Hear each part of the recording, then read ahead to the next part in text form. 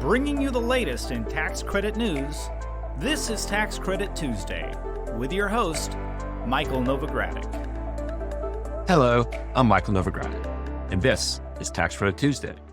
This is the August 8th, 2023 podcast. In this week's episode, we're going to discuss several reporting and compliance requirements that property owners are subject to if they use debt or rental assistance programs that are administered by the U.S. Department of Housing and Urban Development, or commonly known as HUD.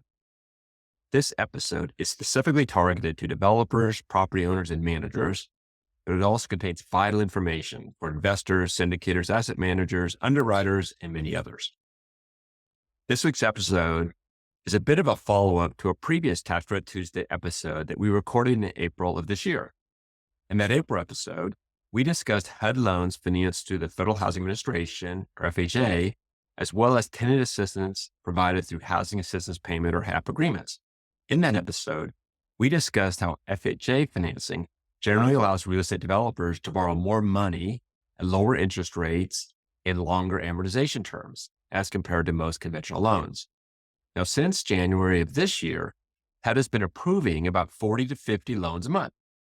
I do note that this is a drop from 80 to 90 approvals on a monthly basis towards the end of 2022. Now, many of Novogradac's clients do combine locally tax credit equity financing with HUD debt financing and or tenant rent subsidies under housing assistance payment agreements in order to finance and develop affordable rental housing. Property owners that receive HUD assistance do have regulatory reporting and compliance requirements. And we at Novogradac have been receiving an increasing number of calls regarding those reporting and compliance requirements. These calls most often come from an owner that's financed or refinanced a property with an FHA-insured loan, and they have never worked with HUD before. Now, helping us explore these reporting and compliance requirements today is Susan Wilson, a partner of mine in Novogradac's Austin, Texas office. Today also marks Susan's first appearance on the podcast. Susan is an expert in the accounting and auditing of affordable housing developments, including, not surprisingly, those subject to HUD reporting and compliance requirements. Susan also provides tax credit and HUD compliance services to affordable housing developers across the nation. Many of you may recognize Susan from her frequent appearances at Novogradac conferences, as well as other affordable housing events. We do have a lot to cover today, so if you're ready, let's get started. Susan, welcome to Tax Credit Tuesday. Thanks, Mike. It's great to be here. It feels like finally. Well, it's great to have you on the podcast and look forward to having you come back for future podcasts. Great. So I thought a good way to sort today's discussion was to break the discussion into three categories. First of all, obviously, reporting and compliance requirements. But then second, talk about some of the common pitfalls that you see in your experience working with developers and owners of HUD-financed, HUD-assisted properties. And then third, and in some ways, maybe most importantly, some recommended practices to avoid violations and or issues. So let's start at the beginning with number one in my list of three, the reporting compliance requirements. And I thought rather than just jump into what they could be, maybe be useful for owners to know where to find them. So if you could describe for our listeners how they determine the reporting and compliance requirements that do apply to them. Absolutely, Mike. So most importantly, I think when an owner either purchases a property that has HUD rental assistance already attached to it through a HAP agreement, or whether an owner is financing a property, either construction or refinance using a HUD-insured loan or FHA-insured loan, they need to look at those documents from their closing. We recommend that in any closing in affordable housing. But within those documents, you're going to find those agreements that govern the assistance that's received from HUD. So you'll have a regulatory agreement, for example, if you've got an insured loan. You'll have a HAP agreement, Housing Assistance Payments contract, or a use agreement if the property receives tenant assistance or tenant subsidy. And within those agreements are going to be the compliance requirements, as well as references to various HUD handbooks that govern the operations of the property. So it's very, very important for us to look at that and to look at the forms that are included in those closing packages. Great. Thank you for that. So they know where to go to find the requirements that apply to them. So maybe now you could get into the heart of the discussion here today And that's what are the reporting compliance requirements that typically apply to a property owner receiving some type of HUD assistance. Right. So I'm going to kind of group these into three pretty broad categories of compliance requirements, starting with the financial reporting. And then also I'll go into in a minute operations and management of the property, as well as the third category being limitations on distribution. So starting with financial reporting, the biggest issue that that owners will encounter is that they'll all of a sudden find out there is an annual reporting requirement. Annual financial statements, or AFS. HUD loves their acronyms, so AFS is one of them. Um, the financial statements have to be reported in a specific format through a specific system, which is called the FASTSUB system. It's a HUD online reporting system, financial assessment subsystem, FASTSUB. They have to use a unique chart of accounts that HUD prescribes.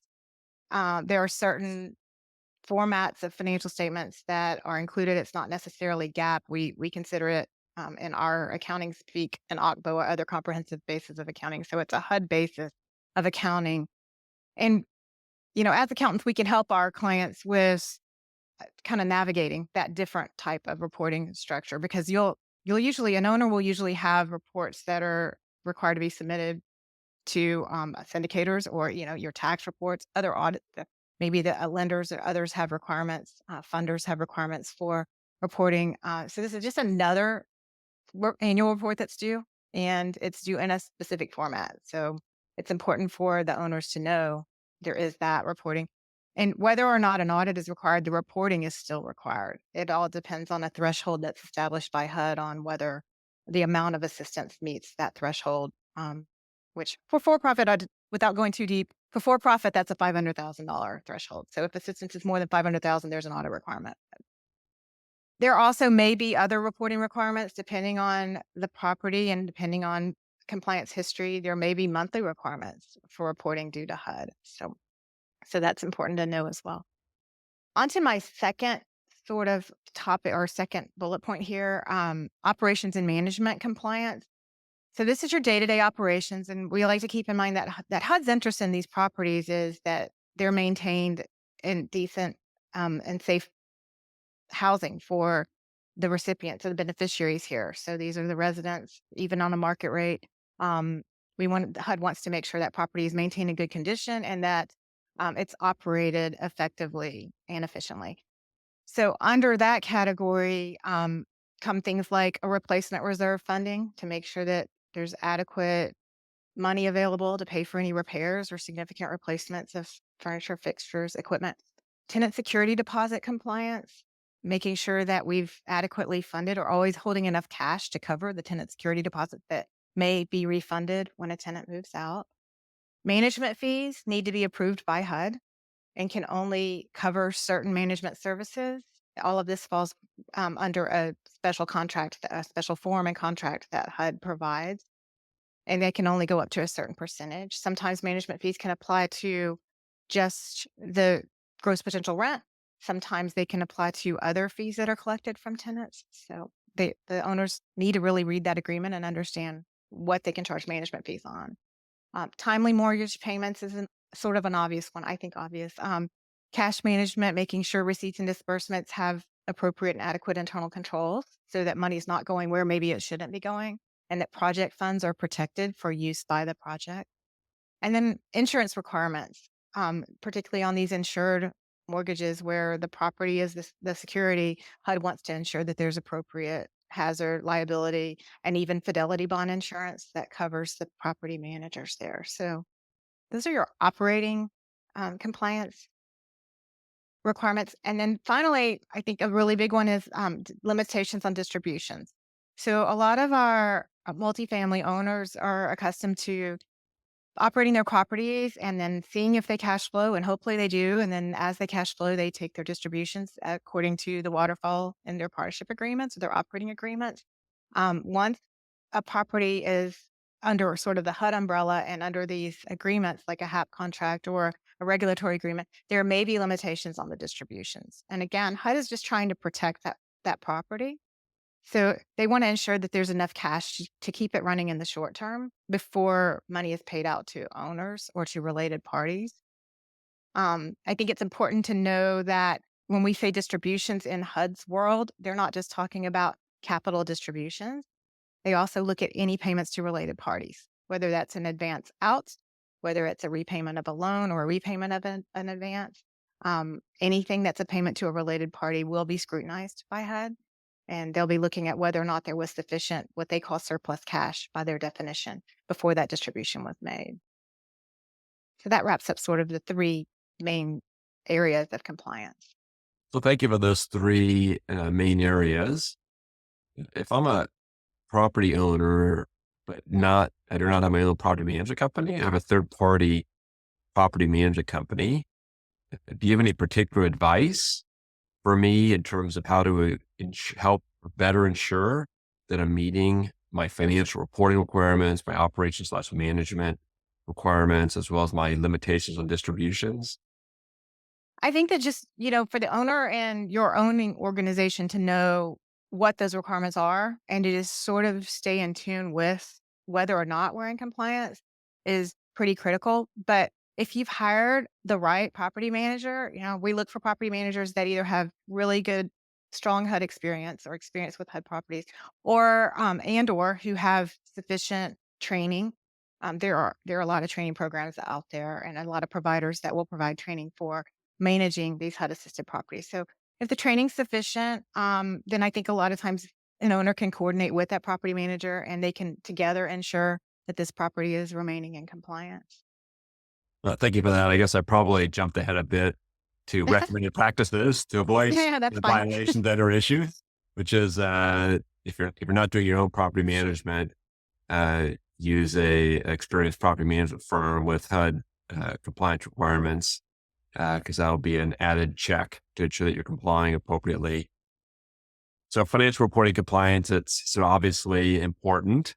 That said, I thought it'd be useful if you explain to listeners some of the consequences to a property owner for not satisfying its financial reporting compliance requirements. Right. So, I mean, first of all, the first indication that an owner is going to get is they're going to receive communication from HUD, an email or a letter from HUD saying, "Hey, guess what? We've identified that you're not in compliance, or this property is not in compliance. Oh, by the way, you had this regulatory agreement, or oh, by the way, you had this HAP agreement, and we're referring you to it. And this is where we see potential noncompliance." In my experience, I don't think HUD ever says there is noncompliance. They say there's potential noncompliance here. We're asking for a response. So I think that's great because it's demonstrative that HUD's really working with these owners. We all have the same. Once again, all have the same interests. We want a nice property that's successful and efficiently operated.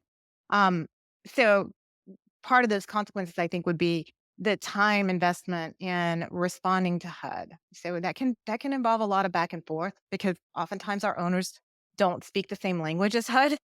So the terminology may be a little bit different, or just understanding what those compliance requirements are and working with that account exec at HUD, um, or whoever it is at HUD. Sometimes it's not even the account exec. Sometimes it's a preliminary review that that reviewer contacts the owner. So that back and forth, I think, is one of the consequences. It's a time consuming. It's time. I guess a time suck there. Um, Also, if it goes a little further than that, there can be a referral to the DEC, which is the Departmental Enforcement Center, and a DEC referral brings with it the consequence that while a property has been referred to DEC, and until that issue or those issues have been resolved, that owner can't do any business with HUD on this property or any other. So if you're in the middle of a refinance, for example, that's going to halt, that's going to pause until this particular property is out of the deck. They also can't make any distributions. So even if the property is cash flowing, as long as it's been referred, you can't make any distributions. There's a flag system in HUD. So HUD obviously maintains a database of all the properties that it is monitoring, and each property and each of the owners of those properties, also the management agents of those properties, are identified. And if there's one instance of noncompliance, it can generate a flag, and the flags have different levels. So until that flag is cleared, so to speak, again, they may not be able to make distributions. They may not be able to do other business with HUD. It can get escalated to the DEC, the Departmental Enforcement Center, if there is a flag. And then finally, I think, and maybe most significant, is that HUD can enforce punitive damages, which just as recently as yesterday, I saw 2 assessments indicating they may charge more than $59,000 in punitive damages per occurrence. So, as an example, I worked with a new client a couple of years ago who had been deficient in didn't realize they had a filing requirement annually, and they were 4 years deficient.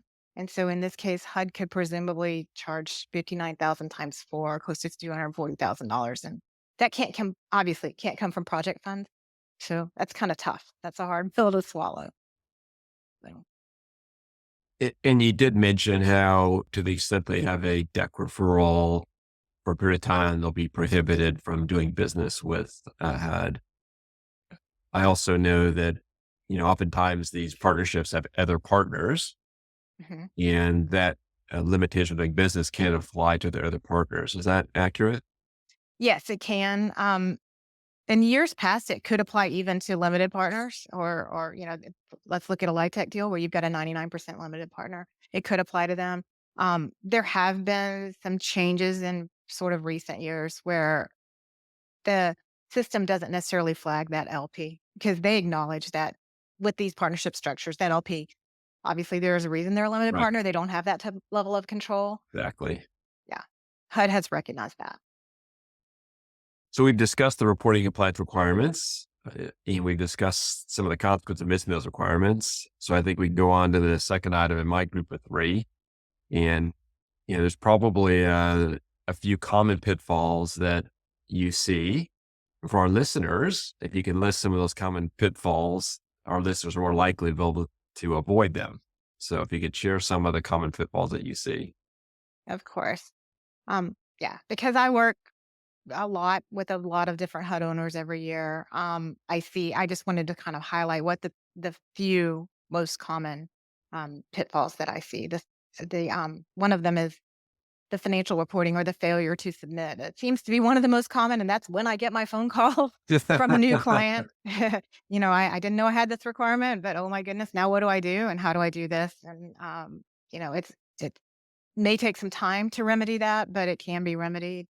Um, Under the category of operations compliance, the things I see most common are, I mentioned the management fees are subject to a HUD approved management agreement. Um, we see overpayment of management fees quite often. Um, we also will see security deposits. I feel like this is one of the easiest ones, but underfunded security deposits. So whatever our tenant security deposit liability is per your rent roll or per your trial balance, there needs to be at least that amount of cash in the bank to cover tenant security deposits. And that's honestly, well, we can talk about it a little bit later when we talk about how to avoid these, but it's actually something that we can fix pretty easily. So we'll talk about that in a few minutes. Insurance, most recently, I've seen a lack of sufficient insurance coverage. So it's very important, once again, to read the documents in the handbooks, the HUD handbooks, and to know what level of insurance coverage is required. There's typically a certain amount of hazard insurance. They want to cover the mortgage amount generally. Liability insurance, they're wanting to see typically a $500,000 across the property. And then fidelity bond coverage we do look at, and that needs to be the equivalent of 2 months of rent on minimum. But usually that insurance is covered by your property manager, and the property manager covers their whatever the property they are managing that has the highest amount of rent. They're covering at least that amount. So we don't usually see real issues with that. And then cash management, commingling of cash, and I've seen this quite a bit recently because once again, owners that have never really worked with HUD on a property that's receiving any type of assistance or the mortgage insurance, they're not aware that they really need to be keeping the cash related to this property in bank accounts that are related to this property, owned by and controlled by this property, and not using that cash for other properties. Once it's commingled, it does get a little hazy, and HUD starts to wonder, are we using project funds from project A to support project B, or even to pay distributions from project B? So the commingling can be a pretty significant deal. And then finally, distributions. I kind of this may should have been first and not last on our list. Right. Because I think this is the place we see the most scrutiny. This is the most heavily scrutinized by HUD, but also it's where we see the most mistakes, I think. And that is in distributions. As I mentioned, it's not just capital distributions that HUD considers to be a distribution. So related party payment, advances to related parties. I think really common is, hey, this property needs a little bit of renovation or some repairs, and we don't have the money right now, but we know we're going to get it from a source or something. And the owner's willing to come in and put some money in, give an advance in, and that's great. A lot of times it's great to be talking to HUD about that ahead of time. But once the advance has been put into the property, if it's repaid and we're not in a position of surplus cash, HUD considers that to be an unauthorized distribution. So we as owners see that as that's just a reimbursement of costs that the property needed to pay. But HUD sees that as that's an unauthorized distribution. That's a really bad thing. I might send you to the deck. You don't want to get to that point. Don't want to go to the deck. No, you don't. Want to avoid that one. So thank you for that. So let's now move into my third category, which was, we've talked about the typical reporting compliance requirements. We've talked about some common pitfalls. Now let's talk about recommended practices. I got a little bit ahead of ourselves. And, one of the recommended practices is to hire an experienced property manager. Unless you do your own property management and have experience yourself. What are some other recommended practices that you'd have for listeners? Yeah. Well, I have some others. Before we jump in there, I do want to mention also that we've seen recently, once again, people who are new to working with HUD trying to or attempting to self-manage. And to be honest, that's great as long as you know someone or working with a property manager who is experienced, that can sort of walk alongside you, even if you haven't engaged them to manage your property. You really just need that knowledge. It's so specialized when it comes to HUD compliance. So I would say that hiring a property manager, or if you're going to self-manage, make sure you've got that training or that knowledge, or your managers have that training. We already mentioned reading and understanding the documents. I just don't think we can say that enough. I think that's pretty important to emphasize. And then being proactive, I think, so compliance is, it's not just annual reporting. It's a year-round thing. You're required to be in compliance with whatever all of these requirements and provisions are all year and throughout all of your operations. So I think being aware of that and being proactive about compliance is really important. When you do have a situation where you're going to have an audit and part of the audit is testing for compliance. And if there is noncompliance found, there could be findings that are reported to HUD. If you want to avoid that, I would say work early, either with your auditor or just looking at, working with your property manager. If you're knowledgeable enough about your compliance, looking at whether you're in compliance, maybe in the fall, if you've got a calendar year in, let's look at are we funding tenant security deposits appropriately? Have we overpaid our management fees? Have we made distributions or have we made payments to related parties that could be determined as to be unauthorized distributions? Let's look at that early and before year end, because if we identify that there's potential noncompliance there, we can correct that prior to year end and then avoid a finding altogether and avoid, again, all of those consequences of the back and forth with HUD, the repairing or fixing the finding, that type of thing. And then also, I would say consult with experts. We, again, here, obviously at Novogradac, we've got people that know a lot about HUD and HUD compliance.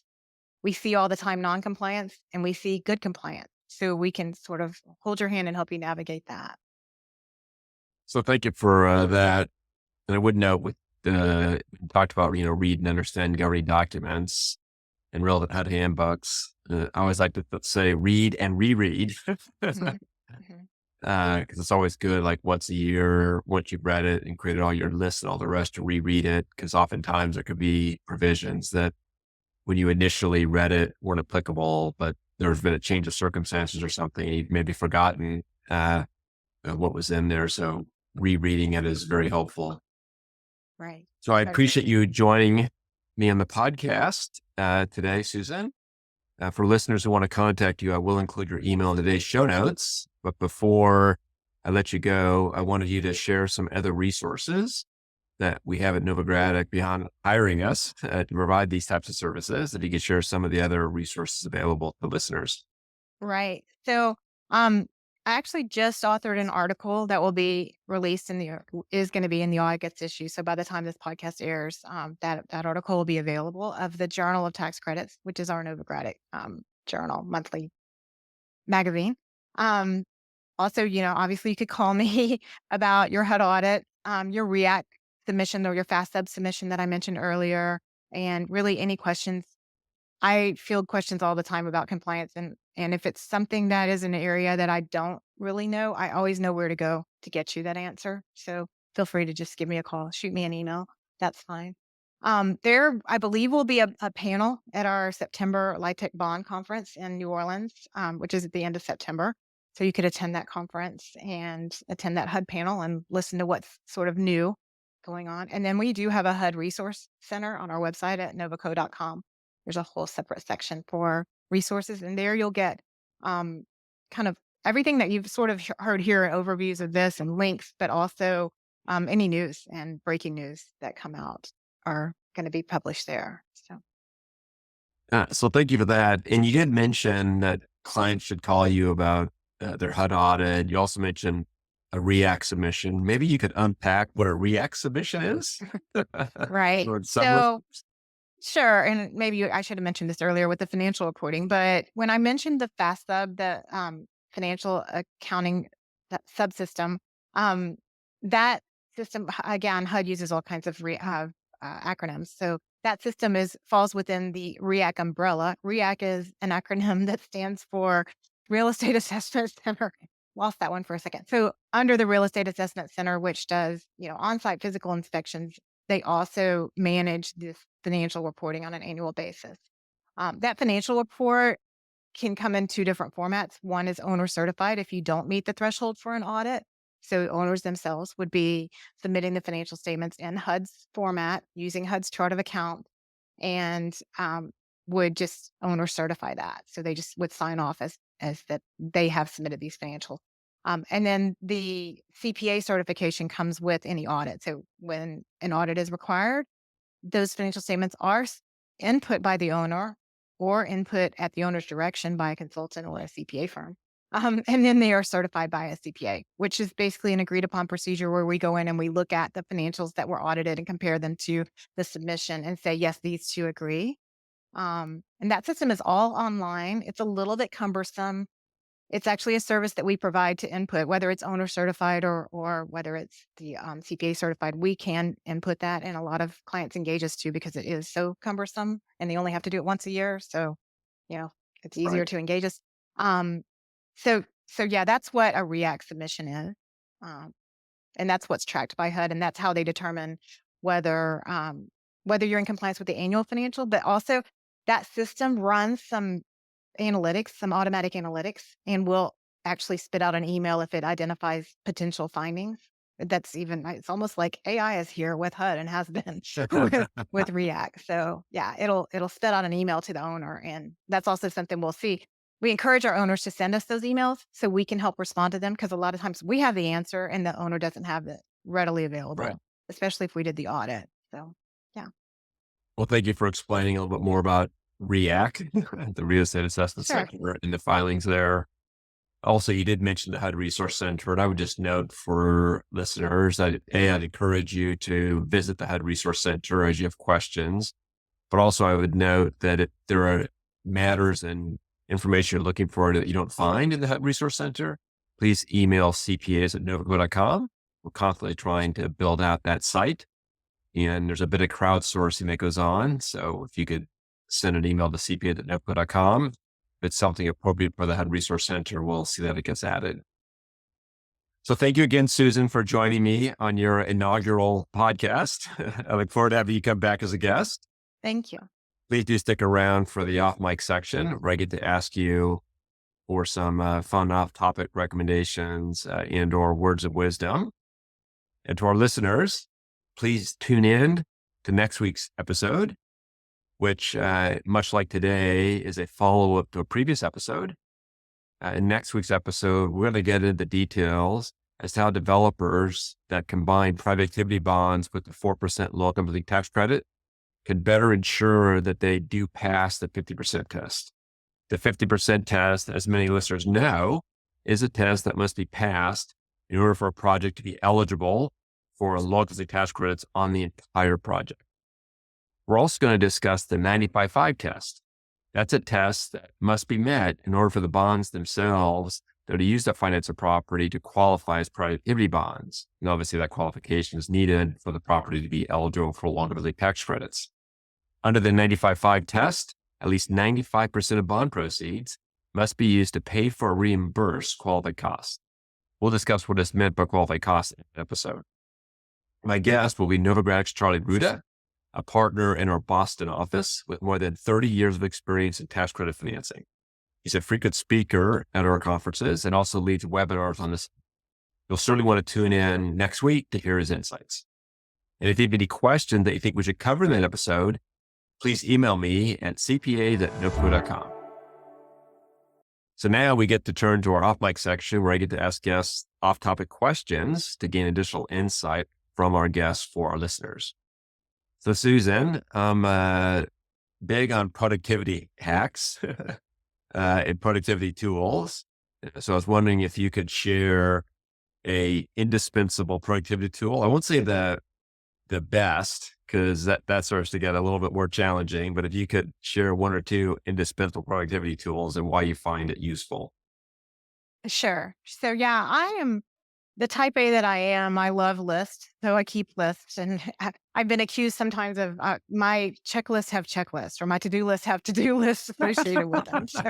So I'll sometimes go through my list and it'll have items, bullet points, 1, 2, 3, 4, 5, and then it'll say 6, see page 300 of my journal, because I keep all my lists in one written journal. I love that feeling of checking things off my list. But once you do sort of subscribe to this whole list system, a lot of times you can get overwhelmed with it, and it can get to a point where I can sort of freeze, and kind of not be able to move forward at all. So over the past 2 years, I've really started subscribing to the power list concept, where each day, as I prepare for my day, I narrow down a list of 3 to 5 things that are just my power list. These are the must do. These are if I get to the end of the day today and these 3 things haven't been done, or these 5 things haven't been done, I haven't really accomplished what I planned to today. So I start with my power list. I think it's good to narrow it down to just a couple of things because it's more achievable. And then if I complete that list, then I'll pick up from the rest of my list. So I love a power list. I do have another one. There's a great book out. It was released back in the early 2000s by David Allen. It's called Getting Things Done. The concepts are sort of timeless. And one of the concepts in that book is the 2-minute rule, which is basically in reference to processing your inbox in whatever format your inbox is, whether it's your stack of mail from the mailbox or your inbox in your email or something different. But all of your inputs and processing those, as you look at something and identify what the task is that's associated with it, if that task can be done in 2 minutes or less, you should just go ahead and get it done now. Because otherwise you're going to set it to the side, add it to your list, spend more than 2 minutes adding it and categorizing it. And then when you pick it up again, you're going to spend more than 2 minutes on it then. So if you want to save time, the 2-minute rule is really key to me. I will sort of give a caveat that you can get bogged down in 24 hours of 2 minutes. So you got to be careful with that as well when you're prioritizing. No system is perfect, I think. So. No, I do like that 2-minute rule. It's sometimes hard for me to follow it and keep applying it, but I definitely sometimes will find myself, looking at something for the second or third time, realizing that the 2-minute rule, I would have, I spent more than 2 minutes on it, which I would have needed to do that with it the first time. So very good. Right. So I also like to ask guests for book recommendations. Since the pandemic, I've sort of returned to reading a lot more or listening between Kindle and Audible. I've been a little bit more voracious in terms of books that I'm listening to or reading. So I was wondering if you could recommend a book. And since you've already talked about getting things done, that can't be your book recommendation. Okay, so I won't cheat. So right on getting things Right. done. So how about one other book recommendation? So one of the books I've read in the past year is from Ed Milet, and it's called The Power of One More. And I really did love this book, and I actually have referred back to it. I highlighted several sections of it. I use Kindle, so I highlighted it on the Kindle, and I can go back to my notes. But the concept here is that in all areas of your life, physical, so activity, in your professional life, in your personal life, in relationships, in your spiritual life, in your emotional, in all areas, thinking about what would doing one more of something add to that life, your life. So the easiest example is one more rep. So if you're working out and you do 10 reps, what if I did 11 reps on this particular workout? How much more is that going to just add to my life? But it can go even further, one more chapter of a book, or, one more minute in that meeting with my mentee that I'm coaching, my employee that I'm coaching. Can I just take one more minute? And how much power is in that one more minute, both for me and for that employee? So you can look at it in a lot of different ways in a lot of different parts of your life. But I think the book is fantastic. One particular chapter in the book is one more question to ask yourself. And I believe there's a list of 50 or 60 questions. And it's one where I will sometimes, when I'm journaling or meditating, I'll just go pull one of those questions from this book, and I'll meditate on that question. And I'll think, what's my answer to that one more question? So that's actually adding value to my life as well. So one of my favorite books right now. Well, thank you for that. And I'm going to have to go back and refresh some of the books that I've read, because there was another book that I read. They talked a lot about the one more concept, but it was more about physical sort of performance, and like you said, getting the one more rep in. But I'll add this book to my reading list. Mm-hmm. So thank you, Susan. Thank you for joining me on the podcast. I look forward to having you back. Thanks for having me. And to our listeners, I'm Mike Novogradac. Thanks for listening. This weekly podcast has been brought to you by Novogradac and Company, LLP. Archived podcasts are available online at www.novoco.com/podcast, or by subscribing to the Tax Credit Tuesday podcast in iTunes, Spotify, YouTube, Google Podcasts, Stitcher, and Radio Public. You can find related links referenced in this podcast on our website at www.novoco.com/podcast. Novogradac and Company, LLP is a national certified public accounting and consulting firm with offices nationwide. Learn more about our professional services at www.novoco.com.